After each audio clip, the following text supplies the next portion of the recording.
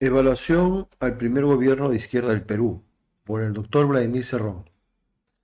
Es indudable que este año 2021 quedará para la historia por el solo hecho de que la izquierda peruana por primera vez gana un proceso electoral con un partido de origen provinciano, declarado marxista-leninista maretiguista y un profesor de escuela rural.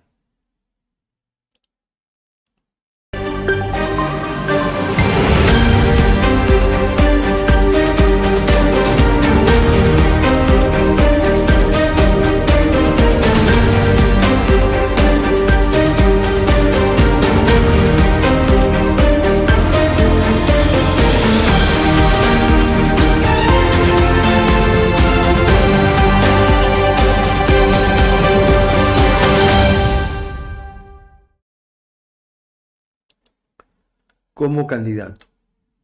Es indudable que este año 2021 quedará para la historia por el solo hecho de que la izquierda peruana, por primera vez, gana un proceso electoral con un partido de origen provinciano, declarado marxista-leninista mareteguista y un profesor de escuela rural como candidato.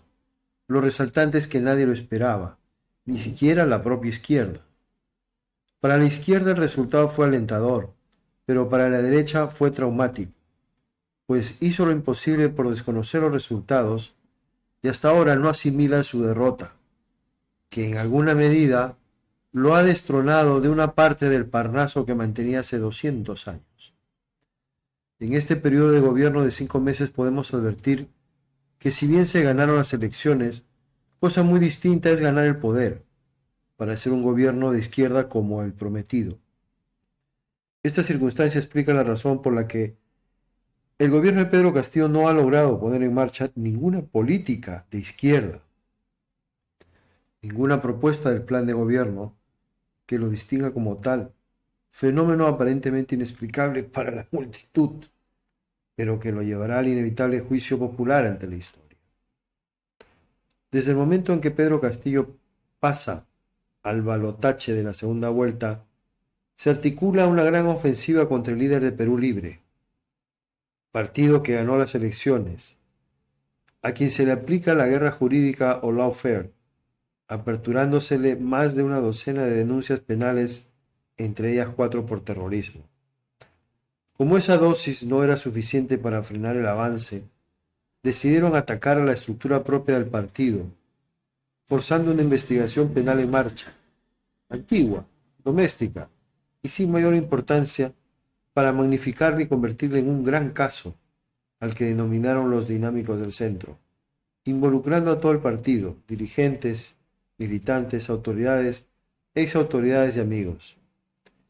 Estas medidas tuvieron 3 fines. Primero, inmovilizar al líder que según la teoría era el cerebro de los acontecimientos, entiéndase, doctor Vladimir Cerrón. Segundo, proscribir a Perú Libre como partido para las próximas contiendas municipales, regionales y nacionales. Y tercero, profilácticamente penalizar a toda la tecnocracia perulibrista bajo la acusación de organización criminal y lavado de activos, para que no puedan ejercer cargos en el gobierno, con el propósito de aislar y desarmar al presidente de su principal soporte ideológico, político, programático y organizativo. En estas circunstancias, el gobierno decide prescindir de la izquierda perulibrista, cayendo en el juego de la derecha, pero en su afán de no perder su naturaleza, en la composición del primer gabinete, invita como premier a un militante perulibrista, como canciller a un exguerrillero y como ministro a un maestro sindicalista. La derecha y sus voceros de la gran prensa corporativa comenzaron una campaña intensa de desinformación, calumnias y difamación contra los mismos. Los 3 únicos ministros de izquierda al poco tiempo fueron renunciados. La derecha logró una importante victoria, pero quien se llevó el premio mayor fue la izquierda de la derecha, los que hablan como izquierdistas, pero viven como burgueses, los famosos caviares, quienes lograron reemplazar en sus espacios naturales a los ministros izquierdistas. Este es el contexto en que Pedro Castillo organiza el gabinete caviar, quienes nunca estuvieron en la campaña, nunca lo defendieron y por el contrario lo atacaron, pero sobre todo con quienes no comulgaban con el programa de gobierno proclamado. La bancada de Perú Libre hasta el último momento se opuso a la investidura del gabinete, votando en contra en el último intento de salvar al presidente de las fauces de la caviarada.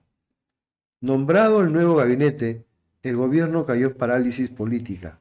La renegociación del gas de camisea iniciada por el ex premier Guido Bellido, la entrante premier Mirta Vázquez la detuvo, la encarpetó, la congeló y la archivó. Pedro Castillo solo optó por administrar la crisis neoliberal del país mientras era el blanco de múltiples ataques. Ahora, no podemos culpar de todas las desgracias a los caviares.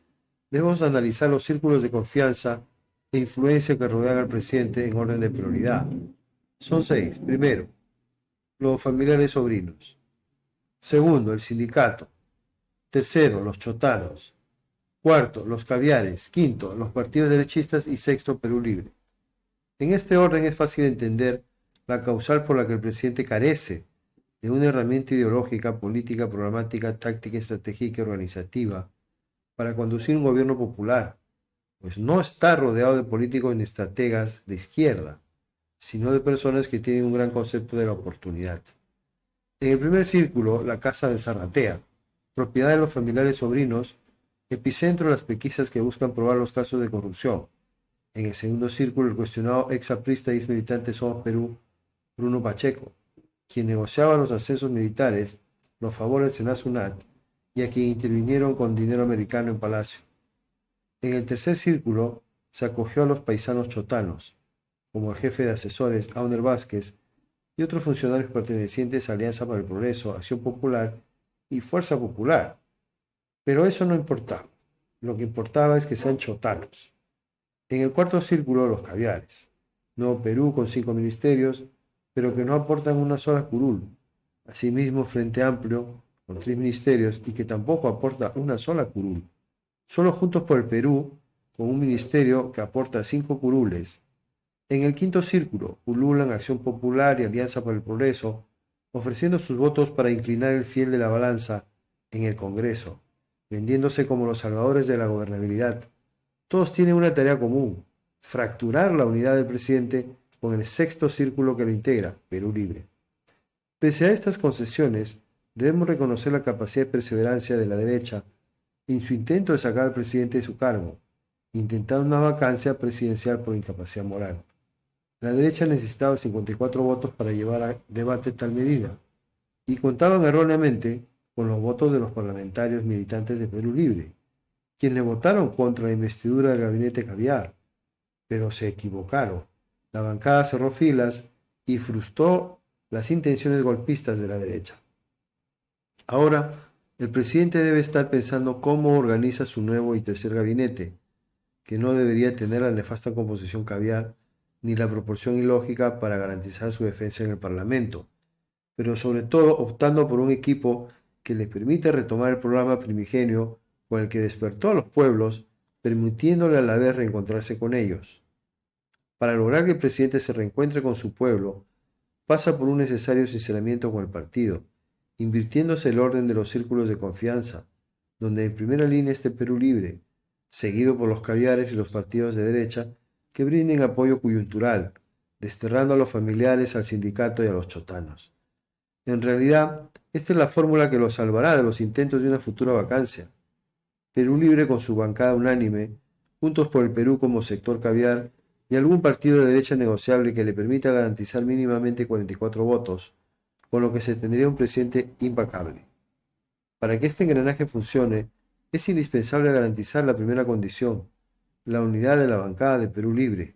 Sin ella, pocos se arriesgarían a negociar con el gobierno, así como mantener a Juntos por el Perú con su ministerio y cerrar filas con Somos Perú. Hay algo más que el presidente debe enfrentar, y es el acoso permanente de la Fiscalía, que ha allanado 3 veces Palacio de Gobierno, dando una imagen nacional e internacional pésima. Nadie podría oponerse a las investigaciones de cualquier acto de corrupción, pero eso tiene sus mecanismos previstos ante la investidura presidencial que personifica a la nación. En la política internacional, Pedro Castillo ha perdido grandes oportunidades para iniciar la carrera de estadista. Su intervención en la CELAC, la OEA y la ONU no fueron malas, pero tampoco trascendieron. Su ausencia en la COP26 en Glasgow fue aprovechada por otros mandatarios del continente como Luis Arce, quien dio un potente discurso para la historia de la humanidad, comparable solo con la de Fidel Castro en Río el año 1992.